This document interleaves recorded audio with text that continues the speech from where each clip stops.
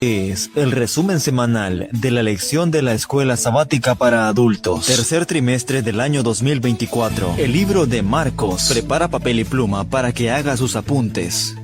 Y ahora con ustedes, la lección de esta semana en la palabra del hermano Otto Velasco. Porque el Hijo del Hombre tampoco vino para ser servido, sino para servir y dar su vida en rescate por muchos. Marcos 10:45. Hemos llegado a la lección número 8. Esta lección ha de desarrollarse el sábado 24 de agosto en todas las iglesias adventistas del séptimo día.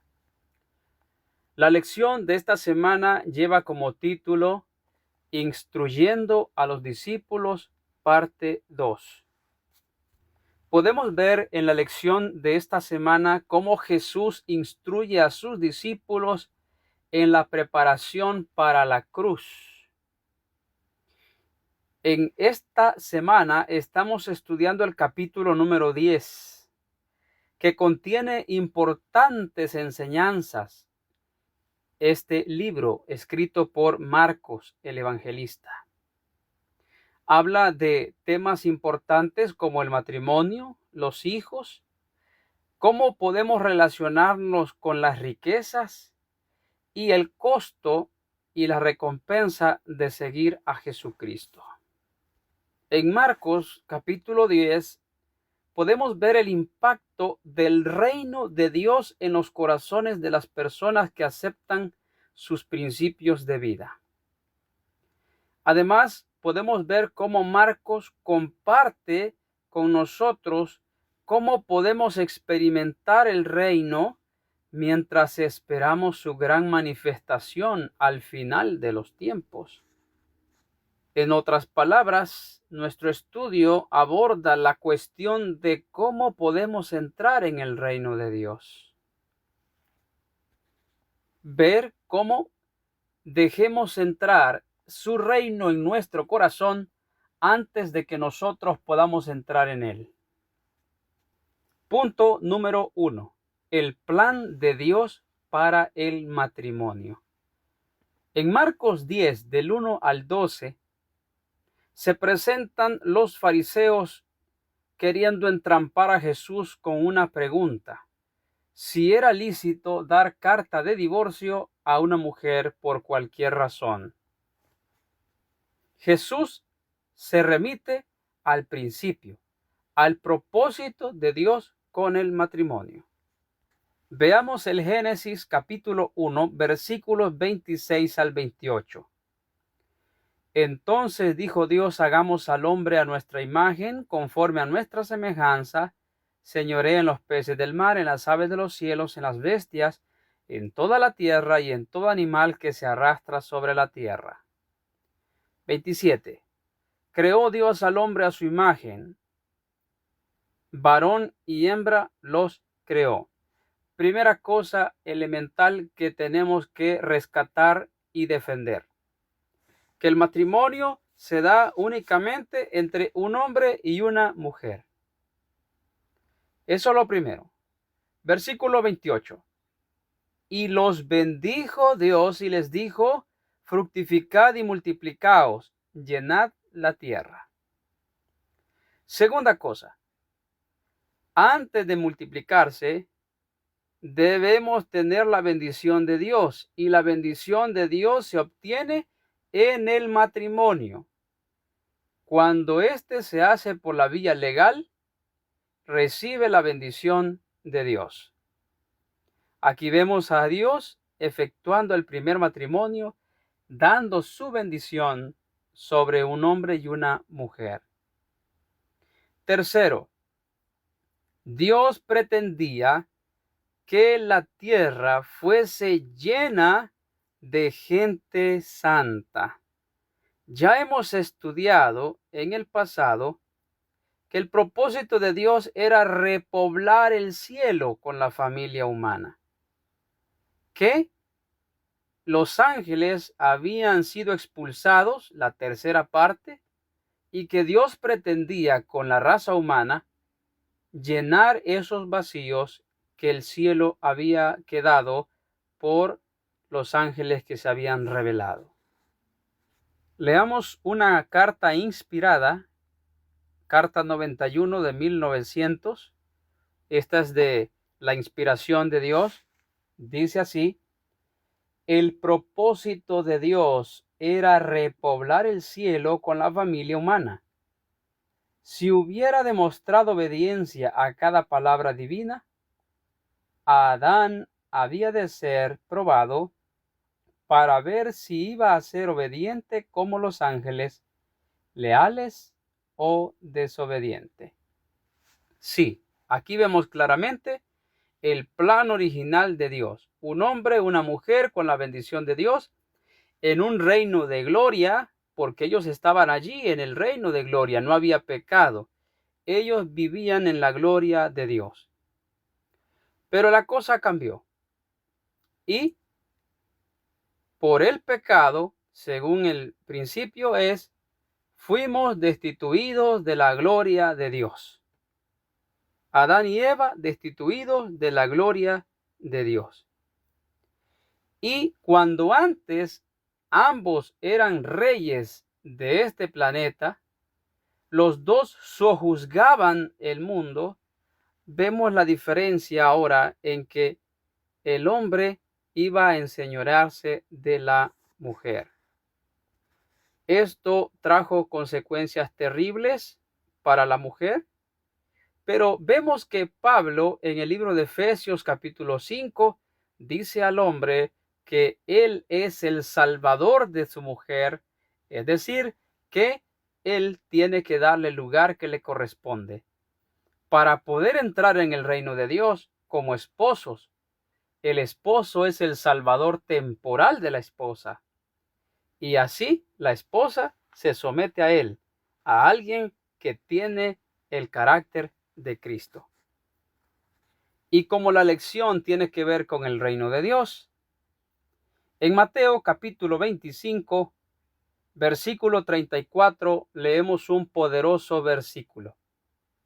Entonces el rey dirá a los de su derecha: venid, benditos de mi Padre, heredad del reino preparado para vosotros desde la fundación del mundo.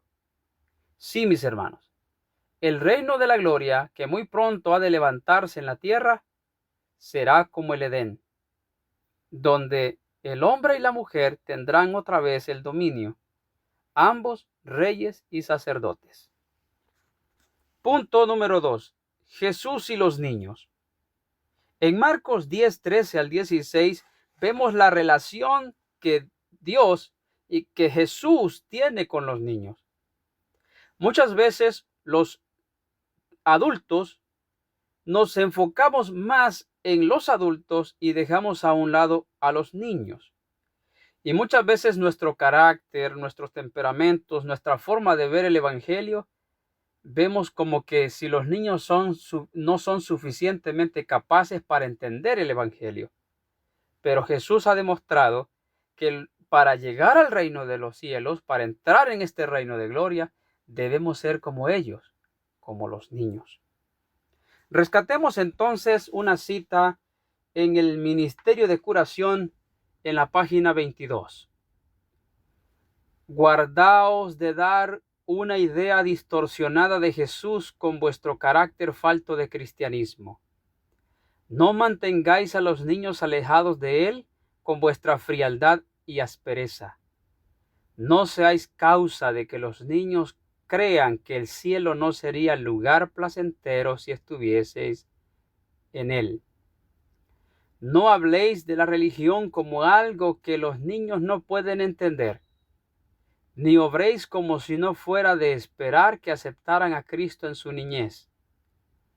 No les deis falsa impresión de que la religión de Cristo es triste y lóbrega, y de que al acudir al Salvador han de renunciar a cuanto llena la vida de gozo. Sí, mostrémosle a los niños que el evangelio, que la vida cristiana es llena de gozo, y hagámoslo con nuestra actitud. Punto número 3. La mejor inversión. Marcos 10, 17 al 31 presenta la historia de un hombre rico, un joven, que preguntó a Jesús: ¿qué debo hacer para obtener la vida eterna? El joven rico había guardado todos los mandamientos, pero era una simple formalidad. ¿Por qué? Porque las riquezas que tenía se habían convertido en su ídolo. Cuando Jesús lo enfrentó y le dijo: vende todo lo que tienes y dalo a los pobres y sígueme, él agachó su cabeza y se fue triste, porque tenía muchas riquezas. Hay otra ocasión en la que un hombre se le acercó a Jesús haciendo la misma pregunta: ¿cómo entrar al reino de Dios? Y este fue Nicodemo, un hombre rico también.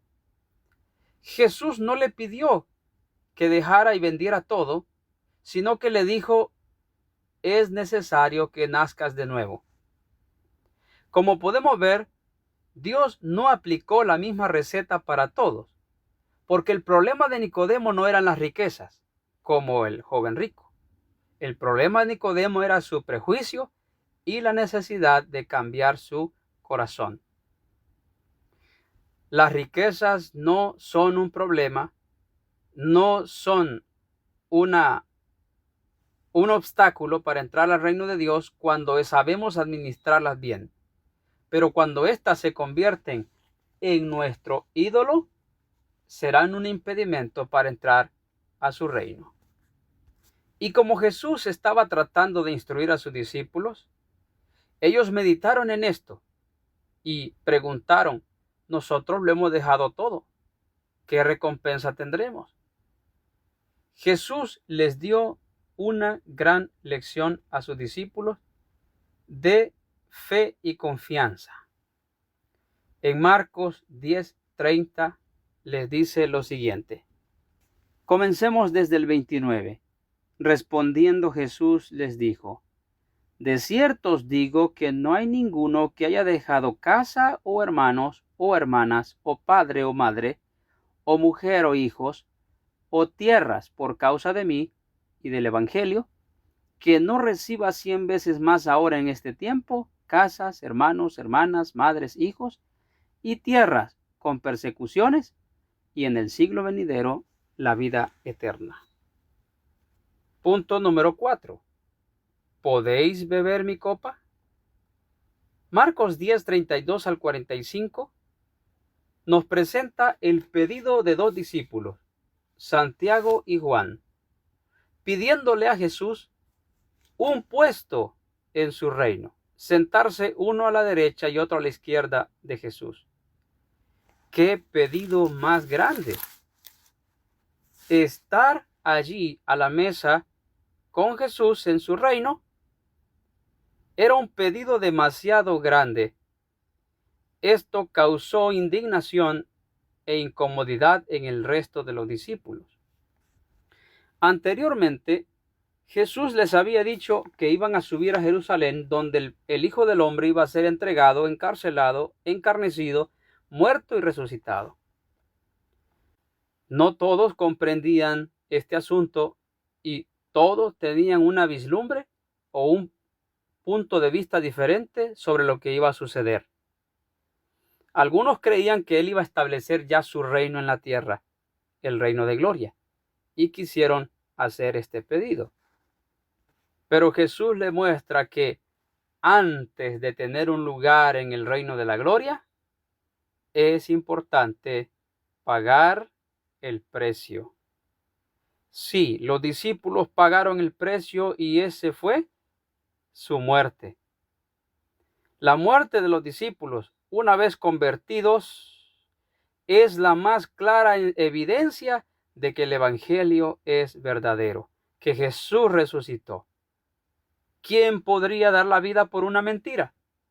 Pues los discípulos estuvieron dispuestos a dar su vida por la verdad del Cristo resucitado. Punto número 5. ¿Qué quieres que te haga? La historia del ciego Bartimeo. Marcos 10:46 al 52. Vemos aquí cómo Bartimeo empieza a gritar para que Jesús le oyera. con una frase: Jesús, hijo de David, ten misericordia de mí. Hasta aquí el libro de Marcos presenta cómo Jesús hizo muchos milagros y a aquellos a quienes les hacía los milagros les decía: no le cuentes a nadie, vete y no digas nada. Jesús parece hasta acá ocultar ese secreto, ese misterio, que Él era el Hijo de Dios, que Él era el Mesías. Pero ahora permite que este hombre grite de viva voz que Él es el Hijo de David. ¿Qué significa esta frase, Jesús, hijo de David? Esta frase o este título estaba conectado con dos conceptos: la restauración del reino de Dios en la tierra y un rey en el trono de Israel. Veamos algunas citas importantes. Estas citas nos dejarán claro una cosa, un elemento, David, y el otro elemento, el hijo de David. Jesús es el hijo de David, no es David. Esto es una aclaración muy importante que debemos hacer. Veamos, por ejemplo, Isaías 11, versículo 1. Saldrá una vara del tronco de Isaí, y un vástago retoñará de sus raíces. ¿Qué vemos aquí? Tres personajes. Dice una vara que sale del tronco y una vástago o rama que sale de la vara. Entonces tenemos tronco, vara y rama. Otras versiones dicen tronco, tallo y rama. El tronco, sabemos, es el padre de David. ¿Cómo se llamaba el padre de David? Isaí. La vara es David y la rama es Cristo. Por eso vemos aquí a los tres personajes. Jesús como el hijo de David.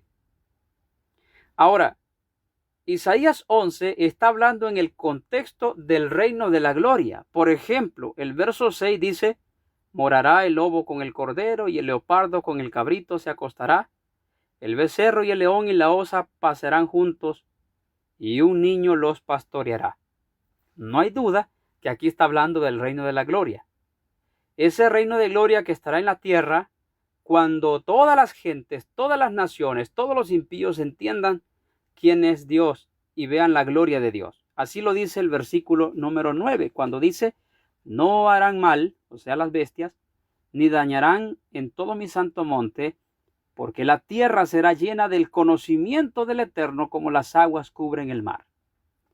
Entonces, en este reino de gloria, vemos que muy pronto se establecerá, habrá una teocracia, donde estará David y estará también el hijo de David, que es Jesucristo. Veamos otros textos que hablan de este mismo tema. Jeremías capítulo 23, versículo 5. He aquí que vienen días, dice el Eterno, en que levantaré a David renuevo justo, y reinará como rey, el cual será dichoso y hará juicio y justicia en la tierra. Veamos ahora Ezequiel capítulo 34, versículos 23 al 25. Y levantaré sobre ellas un pastor, y él las apacentará. A mi siervo David, él las apacentará, y él le será por pastor. Yo le seré por Dios, y mi siervo David príncipe en medio de ellos. Yo el Señor he hablado. Estableceré con ellos pacto de paz, y quitaré de la tierra las fieras, y habitarán en el desierto con seguridad y dormirán en los bosques. Vemos en estos textos que está David y está el Señor.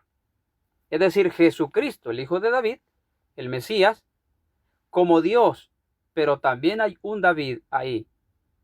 Vemos entonces un representante, David, y Dios, que vemos ahí, Jesucristo como Rey de Reyes, en este reino maravilloso. Ojalá todos podamos estar allí. Y si somos de David, de la casa de David, entonces debemos ser como lo fue él. Que Dios nos bendiga y que la paz del cielo reine en nuestros corazones.